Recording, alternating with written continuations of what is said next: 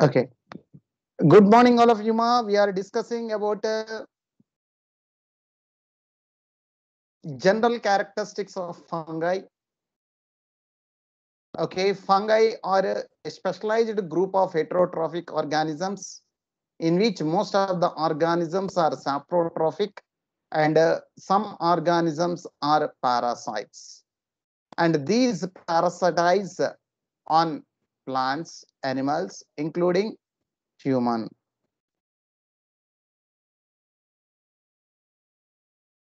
Okay, including human. So,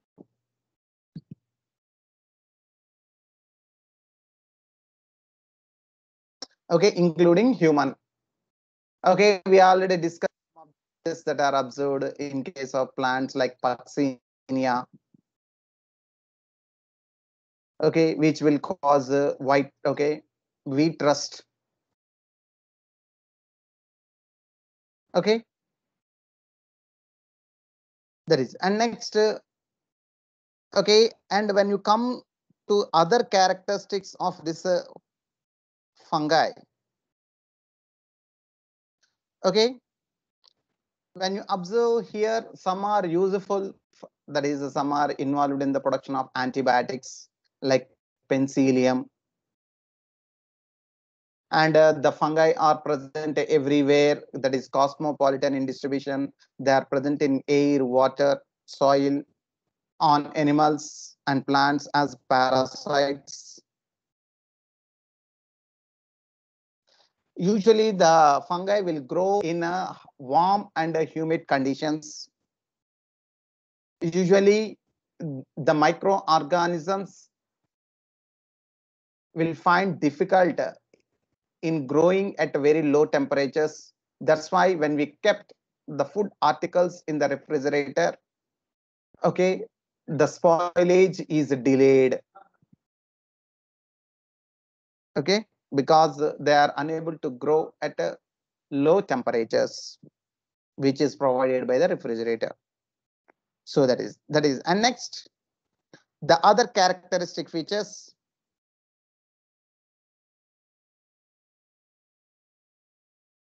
Okay, when you observe the fungi are multicellular organisms with a few exceptions like yeast, which is unicellular. You can see, with the exception of yeast, which are unicellular, fungi are filamentous and multicellular in nature. Filamentous means long thread like. That's why we call it as a filamentous. Okay, that's why. Okay, we can see here. Their bodies consist of long, slender, thread-like structures called hyphae. Okay, these are filamentous structures which are long, slender, and thread-like. Okay, these filamentous structures we call it as a hyphae. Okay, these long, slender, thread-like structures, okay, are filamentous structures. We call it as a hyphae. Okay, and next, a fungi consists of a large number of these hyphae. So the network of hyphae, that means these hyphae are not arranged in a particular order. They are arranged in the, okay, like a net. When you observe the net for fishing, the large net, okay, it is in zigzag manner now. In the same manner, the filamentous structures, that is a hyphae, are arranged like a network. Okay, and this network of hyphae we call it as mycelium. Okay, that is the network of hyphae is known as mycelium. That means all the network, okay, all the hyphae of a fungus, we are calling it as a mycelium. And next, when you observe these hyphae, that is the long, slender, thread-like structures, some hyphae are continuous tubes filled with multinucleated cytoplasm.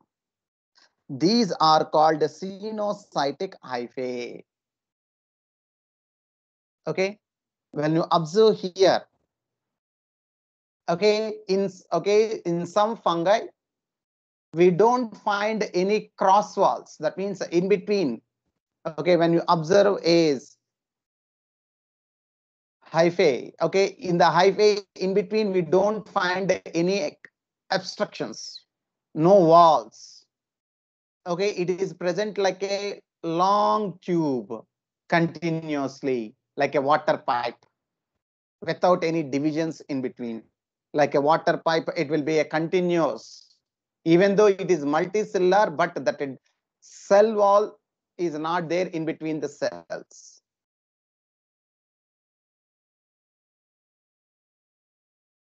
Okay, such a hyphae we call it as a aseptate hyphae.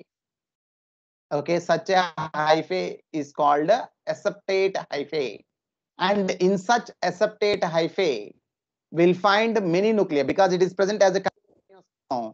So, okay, it appears like the cytoplasm consisting of many nuclei. Okay, such a condition in which, okay, you can take anywhere, not only in fungi, anywhere, whenever you get multinucleate condition, that multinucleate structure we call it as cenocyte.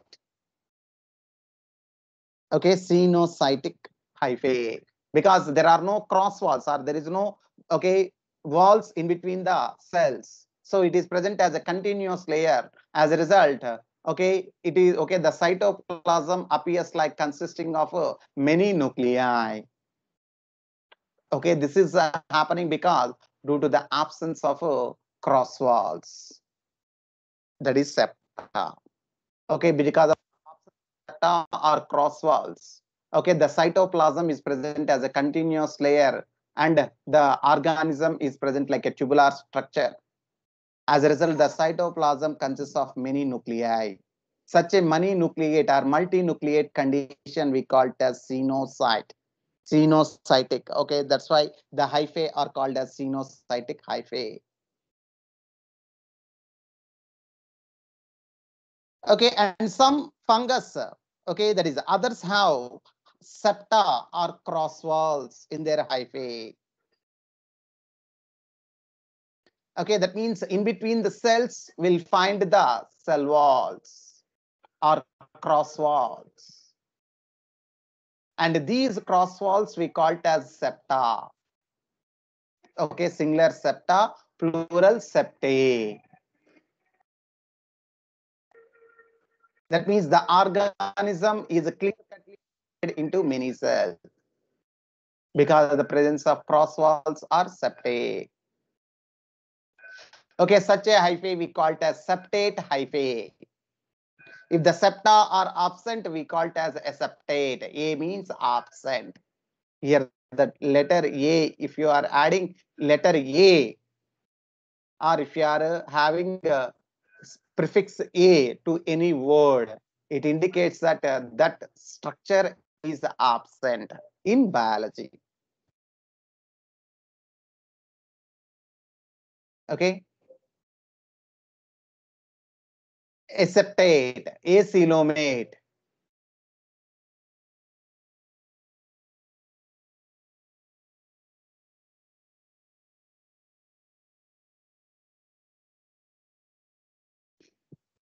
Okay, like that. So others have cross walls in their hyphae. So we call it as septate. Okay, septate. Okay, the hyphae are septate.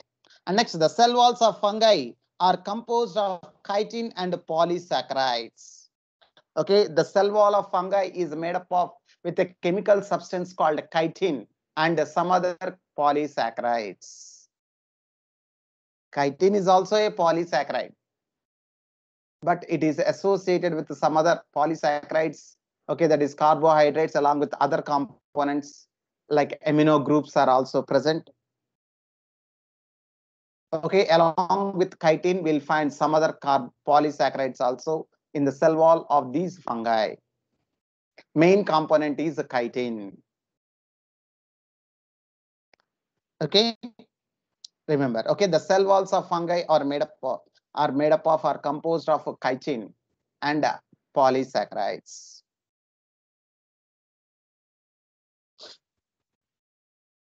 Okay, as already we said, most fungi are heterotrophic and absorb soluble organic matter from dead substrates and hence are called saprophytes.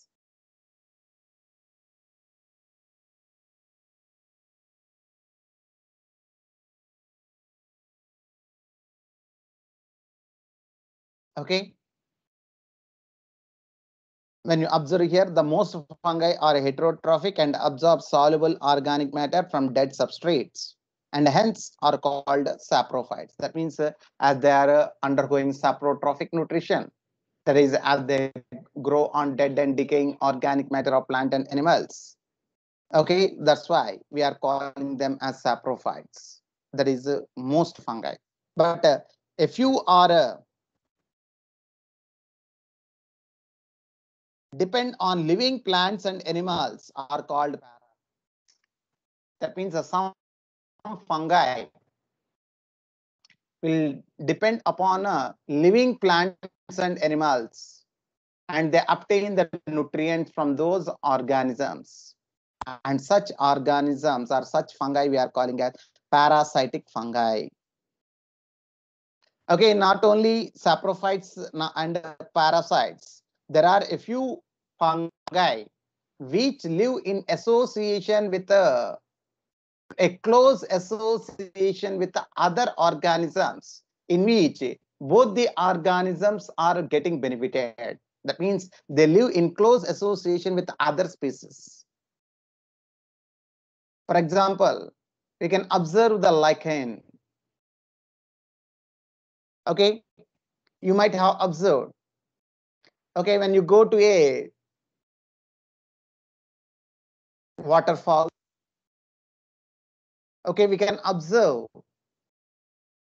a green mat-like structure grows on the rocks. Okay, and sometimes brown, okay, orange color, green color, like that, dark black color, like that, different patches like structures growing on the rock like a mat. Okay, did you ever observe what are those? Okay, did you ever think about what are those organisms? They are not algae, they are lichens. Okay, it is the combination of fungi and algae. Some of the unicellular algae lives inside the cells of fungi in symbiotic association in which both the organisms get benefited. Okay, lichen is a symbiotic association between algae and fungi. Algae being photosynthetic, they perform photosynthesis and provide the food material to the algae as well as to the fungi. But what is the benefit the algae is getting benefited means the algae is protected from the harmful ultraviolet radiations from the sun by the fungi as it is living inside the fungi. And next, the raw materials, whatever they are required for photosynthesis, they are all absorbed by the fungi and they are provided to the algae. In return, the algae will provide food material to the fungus. That means here in this association, both algae and fungi both are getting benefited. That's why we are calling it as symbiosis. And the organisms called as symbionts. In the same manner, we can also observe mycorrhiza. Myco, the term myco refers to fungi. The study of fungi, mycology. Why? Because the term myco refers to fungi. Okay, mycorrhiza, rhiza means roots. Okay, some of the fungi lives along with the roots of higher plants. Okay, in symbiotic association. Okay, such a structure we are calling it as a mycorrhiza. Mycorrhiza. Okay, there is, for example, okay, in a rice, wheat, we'll find certain algae, sorry, certain fungi like glomus, fungus like a glomus, grows along with the roots of these rice plants, and they absorb nutrients from the soil and they are made available to the plant.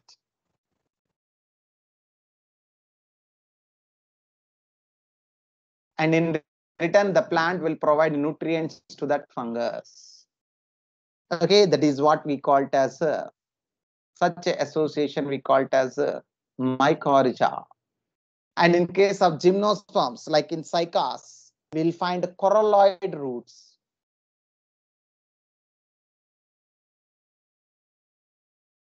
Okay, coralloid roots. Okay, like mycorrhiza, we'll find coralloid roots. Okay, it is also symbiotic association.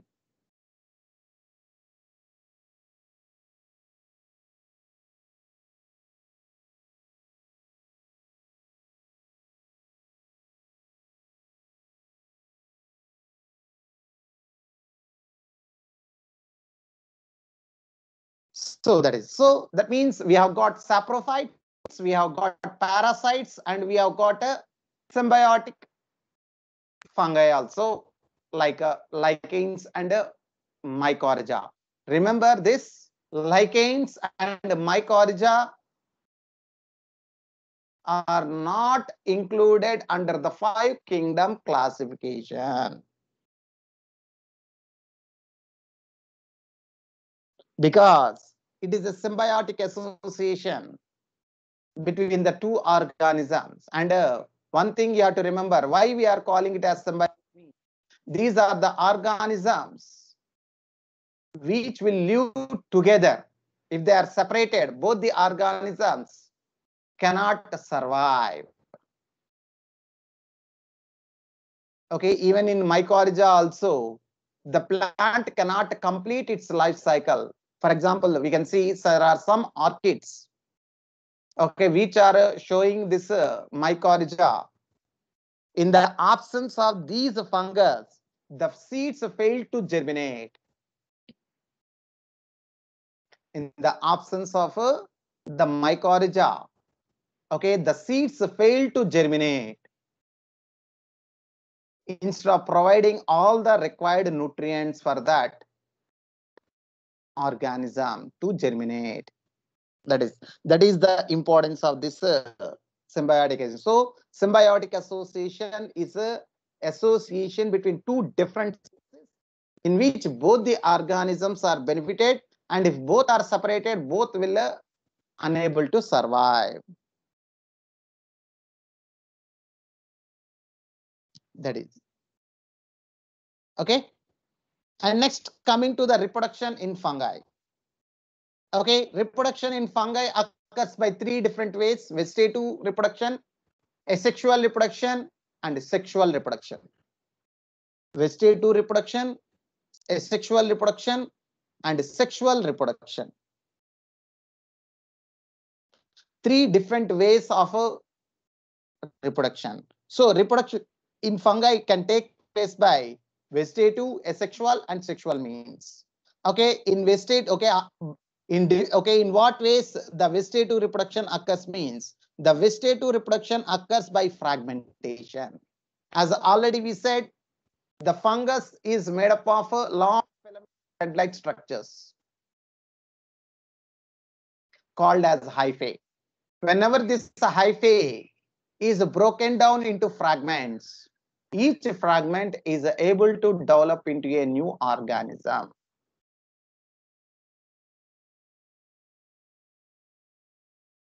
Okay, by cell division. So that's why, okay, such a process we are calling it as fragmentation. And next, they divide by fission. Okay, fission, that is a cell division. Okay, the division, okay, because the division itself, that means if any cell divides, okay, or separates from that organism, that cell further undergoes division and give rise to new organism, that is called fission. And next, budding. You might have studied in your lower class in the east. In the east, we'll find budding, just like hydra. In hydra, we'll find budding, no? In the same manner, in case of yeast, which is a unicellular fungi, in that we'll find budding. Okay, this budding is also included under vegetative reproduction. Okay, that is, these are the different means of vegetative reproduction. And next, coming to the asexual reproduction. The asexual reproduction occurs by spores.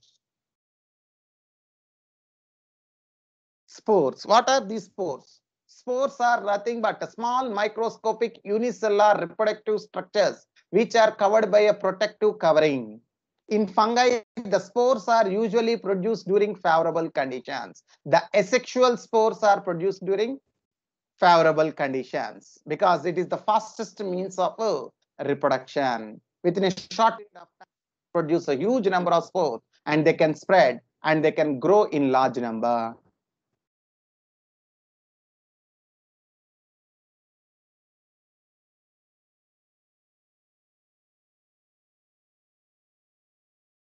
We can see here. Okay, asexual reproduction is by spores called. Okay, there are different types of spores are produced depending upon how, where or how the spores are produced.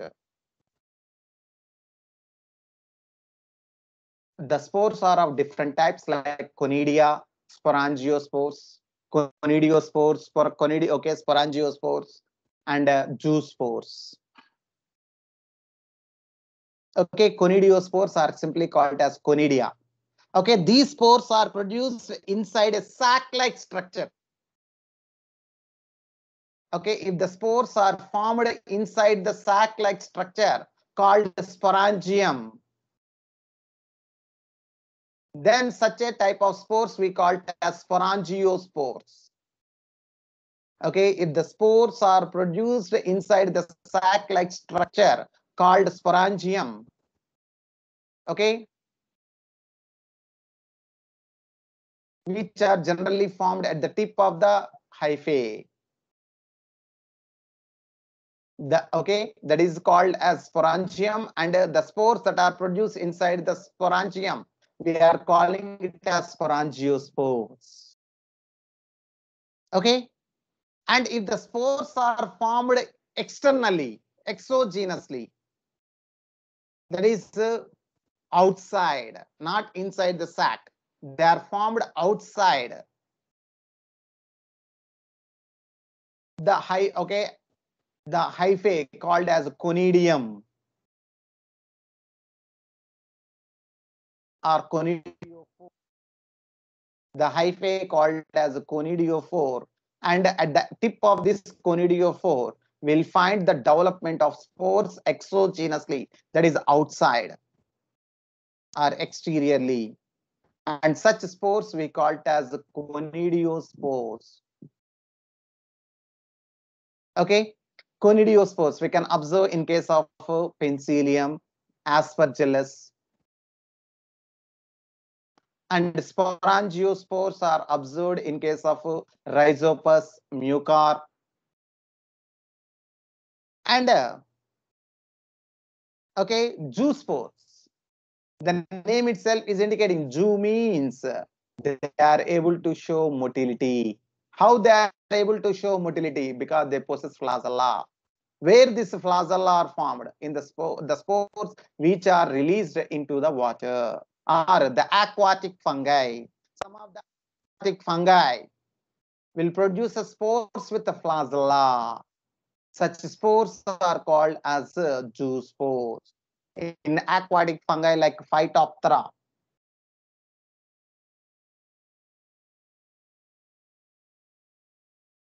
okay, we can observe this zoospores.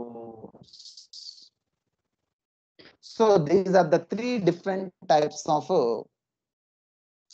spores. which are produced asexually, asexual spores. Why I am precisely saying asexual spores means spores are also produced sexually after sexual reproduction.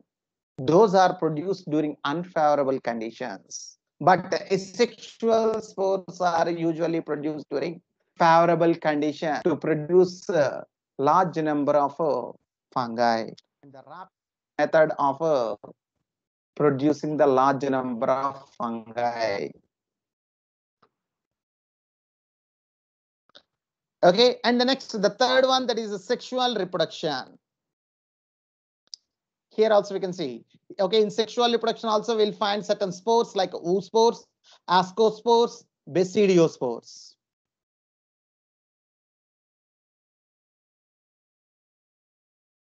Okay, that is, these are the spores which are produced as a result of sexual reproduction from the fruiting bodies. Okay, while we are studying about the slime molds, we come across now. In the slime molds during unfavorable conditions, they form fruiting bodies at a tip, which will produce spores, which are covered by a cell wall. In the same manner, here also, during unfavorable conditions, the fungi will undergo sexual reproduction. Okay, fungi usually undergo sexual reproduction during unfavorable conditions. That means if the fungus is subjected to unfavorable conditions, or if any unfavorable conditions are coming nearby, then the organism will shift to sexual reproduction. Up to now, it undergoes asexual reproduction by spores. But once it encounters with unfavorable conditions or adverse conditions, okay, the fungus will shift from asexual reproduction to sexual reproduction, and after sexual reproduction, they form certain fruiting bodies, and these fruiting bodies finally they produce sexual spores. That means the spores which are produced after sexual reproduction, ascospores and basidiospores. Okay, we can see here the various spores are produced distinct structures called fruiting bodies after sexual reproduction. Okay, when you observe the sexual reproduction, the sexual cycle involves the following 3 steps.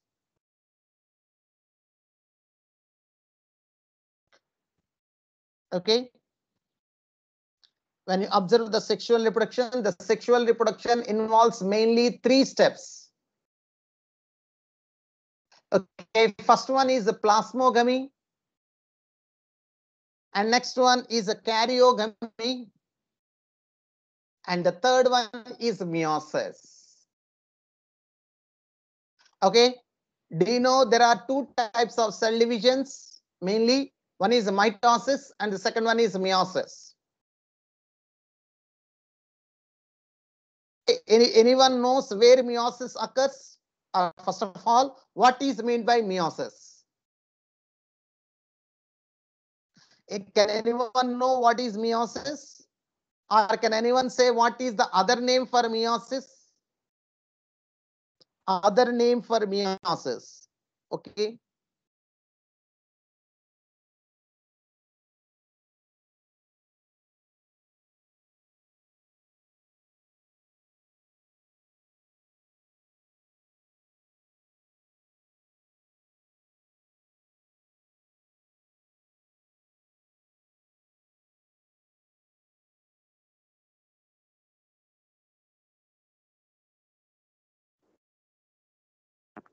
Okay. What is the other name for meiosis? Means reduction division. Okay, the other name for meiosis is reduction. That means what happens means, okay, as a result of meiosis, whatever the chromosome number that is present in the parent cell, after meiosis, in the daughter cells, the chromosome number is reduced to half. That means if the cell is diploid, if the cell is diploid, that means if it is having two sets of chromosomes. For example, if we take a human is having 23 pairs of chromosomes. If a human cell undergoes reduction division with the 23 pairs of chromosomes, at the end of meiosis, we'll get 4 daughter cells with each cell with only 23 chromosomes, not pairs. We'll get 4 cells, but each cell will be having only 23 chromosomes instead of 23 pairs. So here what is happening? The chromosome number is reduced to half. That's why the meiosis is also called reduction division. Okay, generally the meiosis occurs in the gamete mother cells to produce gametes. As a result, the gamete mother cells which are diploid will be converted into haploid gametes. And these gametes, again, the male gamete which is a haploid and the female gamete which is another haploid cell will fuse and results in the formation of diploid zygote during fertilization. And this diploid zygote now undergoes development and give rise to an organism, the diploid organism. sorry. Okay, that is what we can see here. Meiosis. Meiosis means reduction division. The chromosome number is reduced to half. Here, when you observe the fungi, usually the fungal cells are haploid. They are not diploid. But how meiosis will occur? Generally, meiosis occur only in diploid cells, but not in haploid cells. But in fungus, how this meiosis will occur? If the cells are haploid, here you can see. Okay, before that, this happens, that is plasmogamy and karyogamy. After plasmogamy and karyogamy only, the meiosis will occur. Why? Because as a result of plasmogamy and karyogamy, it results in a diploid cell, which we can call it as zygote also. And that zygote undergoes meiosis and produces the fruiting bodies. And these fruiting bodies later produces spores. Or the zygote, which is diploid, directly develops into fruiting body. And in that fruiting body, some of the cells will be transformed into spore forming cells, and they produces the spores by meiosis in 2 different ways. So that's what we'll discuss here. So here we can see. So fusion of protoplasm into motile or non-motile plasmogamy. Okay, that is the fungi. Okay, will produces the gametes. Either both are motile or both are okay, stationary. Okay, stationary. Motile means they'll show movement. That means they possess a certain flagella, and so they'll move. And in some, such flagella will not be there, so they will be okay. The hyphae which are present adjacent, they will only form, and when these hyphae comes in contact, the fusion will occur. So fusion of protoplasm, here only the cytoplasm is fusing. Okay, the fusion of protoplasm between 2 motile or non-motile gametes called as plasmogamy. And later after plasmogamy, that means after the fusion of the cytoplasm, later it is followed by the fusion of two nuclei. That means the two nuclei comes into one cell. After the fusion, only one cell remains, and okay, the two nuclei are enclosed inside only one cell. And now these two nuclei will fuse. The fusion of two nuclei is called karyogamy. Plasmogamy followed by karyogamy. After karyogamy, it results in the diploid zygote, because gametes, no, gametes of protoplasm and protoplasm of the gametes is fused and the nuclei of the gametes is fused and resulted in the formation of a diploid zygote. Now the meiosis, okay, now the zygote meiosis. So meiosis in zygote result in a haploid spores. So these are the three major events that will occur during the sexual reproduction in fungi. That is plasmogamy, karyogamy, and meiosis. The fusion of a protoplasm of two gametes, either they are motile or non-motile, is called as a plasmogamy.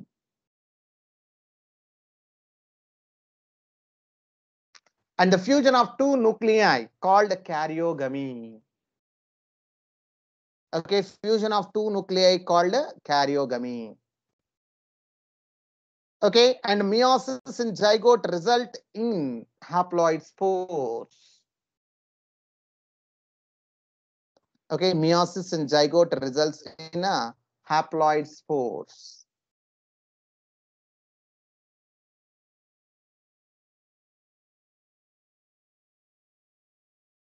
And next, when a fungus reproduces sexually,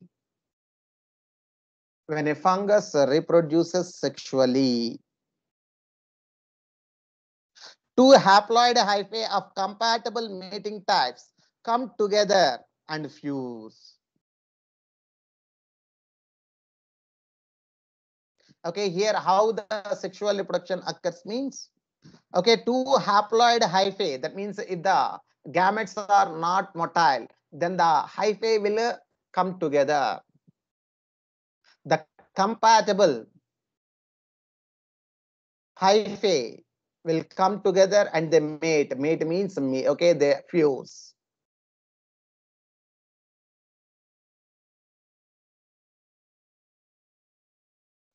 So in some fungi, the diploid cells immediately results in diploid cells. That means the two, okay, the plasmogamy immediately followed by karyogamy and results in the formation of a diploid, that is a 2n number of chromosomes. But in some fungi, however, in other fungi like Ascomycetes and Basidiomycetes, an intervening dikaryotic stage, that is n plus n, that is a 2 nuclei per cell occurs. Such a condition is called a dikaryon, and the phase is called the dikaryophase of fungus. That means in some fungi of Ascomycetes and Basidiomycetes group or class Ascomycetes, of the fungi belonging to the class Ascomycetes and Basidiomycetes. Okay, in these fungi, what happens means the plasmogamy is not immediately followed by karyogamy. That means the fusion of protoplasm is not immediately followed by nuclei, fusion of nuclei. As a result, we'll find two nuclei in one cell.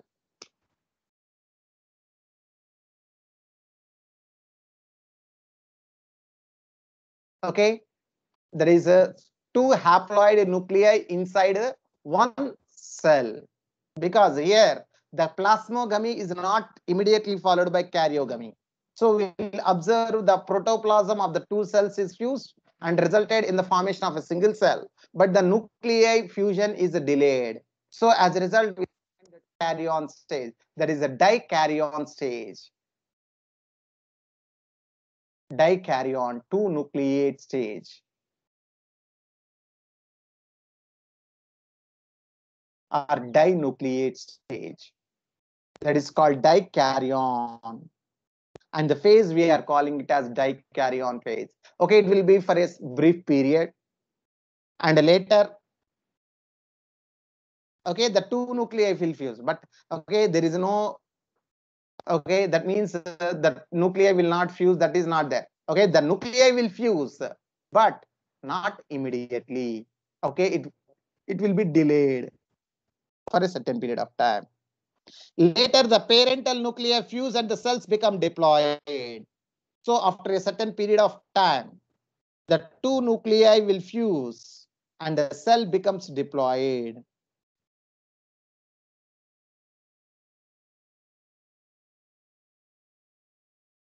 And now this zygote, which is produced, will now undergoes mitosis, that is equal division, and forms a fruiting body.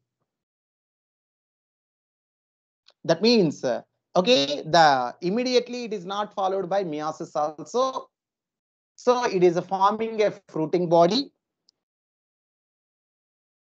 Okay, the fungi form fruiting bodies in which reduction division occurs. That means some of the cells in that fruiting body will undergo reduction division and leads to the formation of haploid spores. That means the zygote, in some fungi, the zygote directly undergoes meiosis and produces the spores, which are haploid. Some fungi, the zygote does not immediately undergoes meiosis.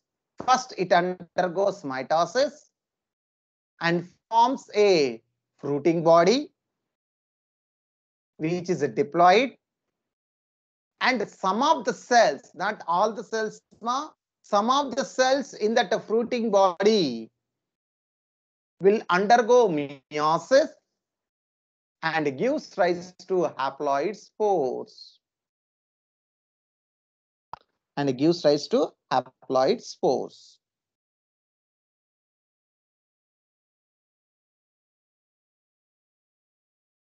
Okay, that is how the sexual reproduction occurs in case of fungi. Anybody is having any doubt here regarding the sexual reproduction?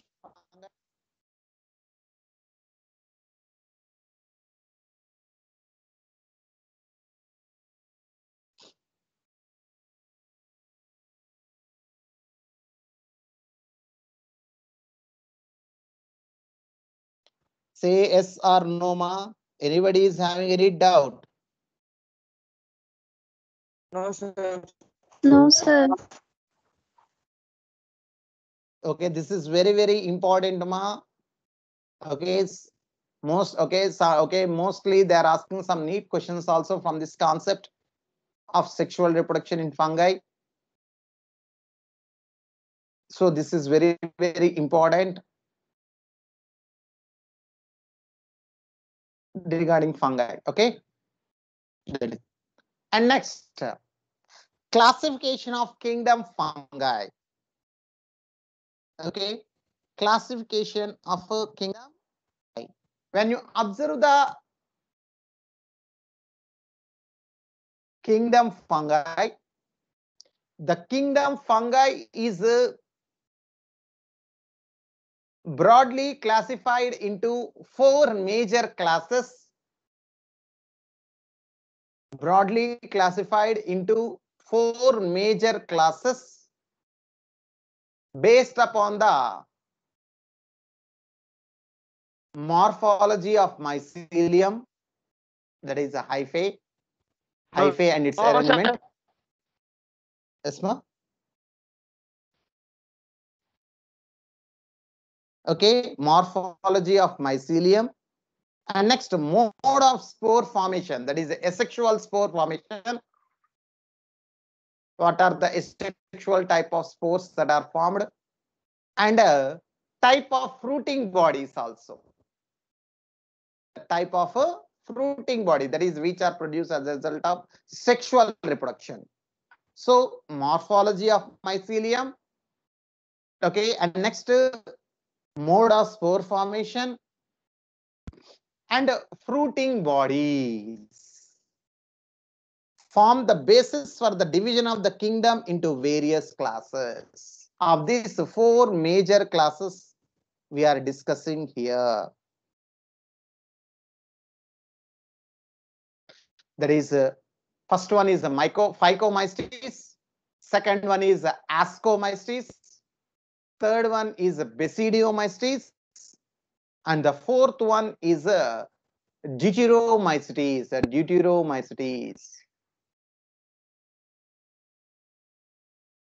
So these are the four major classes of kingdom fungi: Phycomystis, Ascomystis, Basidiomystis, and Deuteromycetes.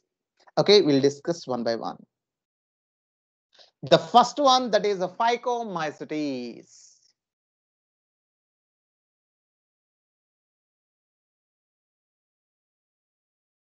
Okay, when you observe this Phycomycetes,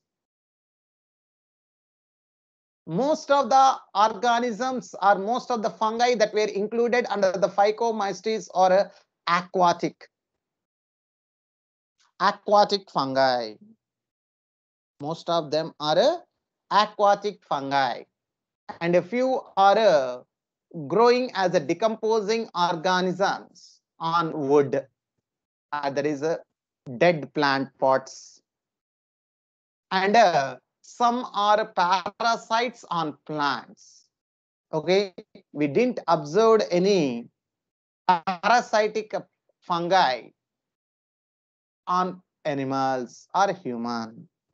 They are usually parasitic, obligate parasites on plants. You can see. So members of Phycomycetes are found in aquatic habitats. Okay, they are mostly of water, live in water, and some are on decaying wood, that is dead plants. Okay, decaying wood in moist and damp places, or as obligate parasites on plants. That means they live only as parasites. There is no other choice for them. They live only as parasite. That's why we say obligate parasites on plants. There is no other way for them to live. Okay, that is, if they are separated from the plant body, they will die. They can't live as saprophytes. Okay, that is. So that's why we are calling it as obligate parasites on plants only. Even they cannot grow on animals also, because the enzymes are not supporting to grow on animals. Okay, they will grow only on plants. And next, okay, we already said morphology of mycelium is the main criteria for a classification of fungi. You can see here, the mycelium is aseptate and cenocytic. The mycelium is aseptate and cenocytic. Already we have discussed while we are discussing about the general characteristics of fungi. Okay, if the hyphae do not have cross walls or septa and present as a long tubular structure with a cytoplasm of a large number of nuclei or many nuclei. Okay, so such condition will observe in this fungi, Phycomycetes. The mycelium is aseptate and cenocytic. As they do not have cross walls, the cytoplasm consists of many nuclei. And next, asexual reproduction takes place by zoospores. Okay, asexual reproduction takes place by zoospore. That is spores which possess flagella, because as most of the fungi are aquatic, So to move in the water currents, they usually develop flagella. Okay, such flagellated spores, we are calling it as zoospores. Spores do not have flagella and they do not show motility. Such spores we call it as aplanospores. Some are there now which are growing on a plant materials and obligate parasites as a decomposers and parasites no. So they are considered as a terrestrial ones. So in those terrestrial ones, they do not show motility. They produce spores without a flagella and they do not show any motility. Such asexual spores which do not show motility, we are calling it as aplanospores. That is the difference between zoospores and aplanospores. Zoospores are produced by the aquatic fungi, whereas aplanospores are usually produced by the terrestrial fungi. Okay, the zoospores show motility, whereas the aplanospores do not show motility. Okay, zoospores which helps them in motility, whereas aplanospores do not have flagella. And next, when you observe whether these spores, whether it may be the zoospores or aplanospores, all these spores are produced endogenously, produced in sporangium. That's why they are a type of sporangiospore. Okay, while we are discussing about asexual reproduction, we come across now there are three types of spores: zoospores, aplanospores, and conidiospores. Sorry, zoospores, sporangiospores, and conidiospores. We can see here. So, okay, the spores are produced endogenously inside a sac-like structure called sporangium. That's why we are calling them as sporangiospore. And next, when coming to the sexual reproduction, okay, the spores are generally the gametes are motile. Both the male and female gamete are motile, and the fusion of a male and female gamete results in the formation of a zygote, and this zygote develops into a spore called zygospore. That's what you see. A zygospore is formed by the fusion of two gametes. These gametes are similar in morphology, isogamete. If both the gametes are motile, okay, we are unable to differentiate which is male gamete, which is female gamete, because both are morphologically similar, because both are having flagella and both are showing motility. Then such a gametes we call it as isogametes, and the fusion of such gametes we called as isogamous. Are dissimilar. Okay, sometimes the gametes may be dissimilar. That means the female gamete is larger in size and does not show motility, whereas the male gamete is smaller in size, possess flagella and show motility. So if the fusion occurs between two dissimilar gametes, one is a stationary female gamete and one is a motile female gamete, then such gametes we call it as anisogametes, and the fusion we are calling it as anisogamous. Or we can also call it as oogamous, because here after the fusion only the female gamete remains, the male gamete disappears because it completely fuses with the female gamete because it is stationary. Okay, if the fusion occurs between these similar gametes, we call it as anisogamous. Okay, tell me, humans are isogamous or anisogamous?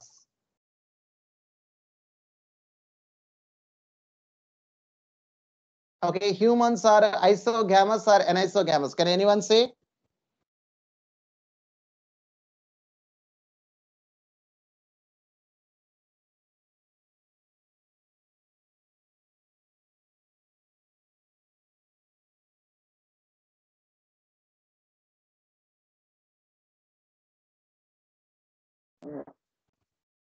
Okay, humans are anisogamous because the sperm is motile, whereas the ovum is a non-motile.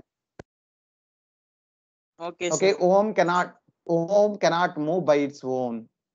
With the help of some other structures, it will move from one place to another place. Surrounding structures, soundros, what are the structures that are present surrounding it? That one only will help the ovum to move. It cannot move by its own. That is, Okay. so if you say the ovum is non-motile, but the sperm is motile because it is having tail. With the help of the tail, okay, it is able to move from one place to another place by its own. So here, okay, and they are morphologically different. So that's why we can call it as anisogamous. Or we can also say oogamous. Why? Because after the fusion, only the ovum remains. The sperm completely fuses with the female gamete. So humans are anisogamous. So that is, we can see here, some of the fungi are isogamous and some of the fungi are anisogamous or oogamous, because if the fusion occurs between two similar gametes, we are calling as isogamous, or if the fusion occurs between two dissimilar gametes, okay, we are it as anisogamous. However, the fusion occurs, but it results in the formation of a zygote, and the zygote directly develops into a spore called zygospore. Here we don't find any fruiting body development, and this zygospore, okay, directly develops into a organism. And some common examples are mucor, rhizopus, which is commonly called as bread mold. Already I told you before, bread mold. If you sprinkle some water on the bread and you keep it for 4 or 5 days, we can observe the development of some black mass on that. If you take out carefully and observe under the microscope, we can observe the rhizopus. Okay, some of that black structure, take it carefully, stain it, and observe under the microscope. Okay, we can observe the rhizopus like this structure we can observe. Sorry, not B, A diagram. Like this structure we can observe rhizopus. A diagram represents the rhizopus. Okay, rhizopus, mucor, rhizopus, albugo. Albugo is the parasitic fungi and mustard plant. We already said some of the organisms that were included under Phycomycetes are parasitic. The best example is albugo. There is another example like Phytophthora, which is also a parasitic fungi. Okay, Rhizopus and mucor are saprophytic fungi. They grow on dead and decaying organic matter like bread. Bread is a dead only now, but it is having some organic matter, so it will be growing the Rhizopus. Okay, that is okay. These are the some of the characteristics of the organisms that were included under the class Phycomycetes. Okay, anybody is having any doubt?